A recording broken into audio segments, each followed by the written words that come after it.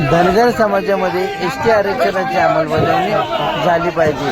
उपोषणाचा दुसरा दिवस प्रकृती ढासळली।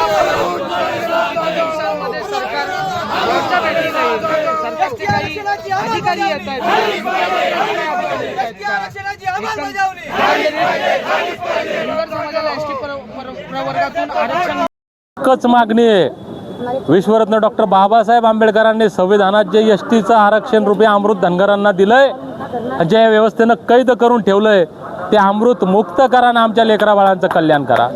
47 जमातींच्या लिस्टमध्ये एसटीच्या 36 नंबरला जे धनगर आहेत ते आम्ही आहोत, हे तुम्ही मान्य केलंय, ते धनगर आम्ही आहोत असा आदेश काढा आणि आम्हाला प्रमाणपत्र वाटप करा, ही मागणी घेऊन आम्ही या ठिकाणी आलोय। आमरण उपोषण माझं सुरू आहे।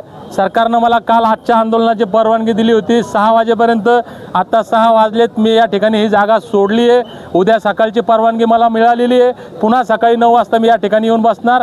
आमरण उपोषण माझं मैदानात असलो तरी चालू आहे, मैदानाच्या बाहेर गेलो तरी आमरण उपोषणच चालू आहे। आता मी माझ्या पायानं चालत जातोय, कदाचित उद्या माझ्या पायानं चालत येईल।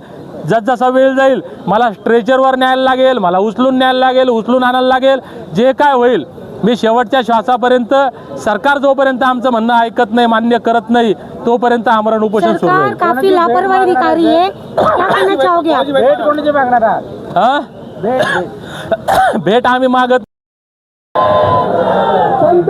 घटनादत्त अधिकाराच्या अंमलबजावणीसाठी धनगर जमातीचा लढा गेल्या कित्येक दशकांपासून सुरू आहे। 2014ला या राज्याचे मुख्यमंत्री देवेंद्र फडणवीस साहेब, देशाचे पंतप्रधान नरेंद्र मोदी साहेब यांनी लाखो लोकांसमोर धनगर समाजाला वचन दिलं होतं, तुम्ही आम्हाला सत्ता द्या, पहिल्या कॅबिनेटमध्ये तुम्हाला आरक्षण देतो।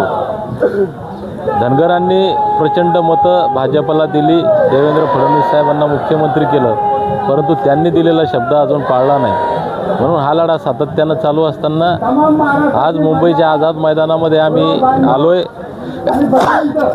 आणि मुख्यमंत्री देवेंद्र फडणवीस साहेबांशी चर्चाही या विषयावर झाली। संविधानानुसार 47 जमातींच्या यादीमध्ये 36 नंबरला आम्ही आहोत, हे फडणवीस साहेब सुद्धा मान्य करतात, आम्ही शब्द दिलेला आहे ते सुद्धा मान्य करतात। आता त्यांनी कृती करावी व धनगरांच्या लेकरांना सर्टिफिकेट कसे मिळतील ते सांगावं। जोपर्यंत ते होत नाही तोपर्यंत हा लढा असाच चालू राहील।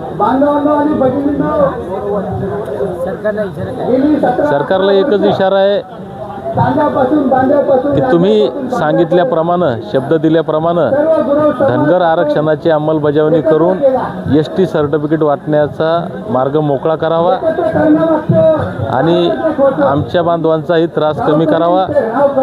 मुंबईमध्ये आम्ही आलोय, इथं येणं सोपं नाही, आपला वेळ, आपला पैसा खर्च करून कामधंदा सोडून लोकांना इथं यावं लागतं आणि इथं येऊन मुंबईकरांना किंवा दुसऱ्या कोणाला त्रास द्यावा ही आमची भावना नाही।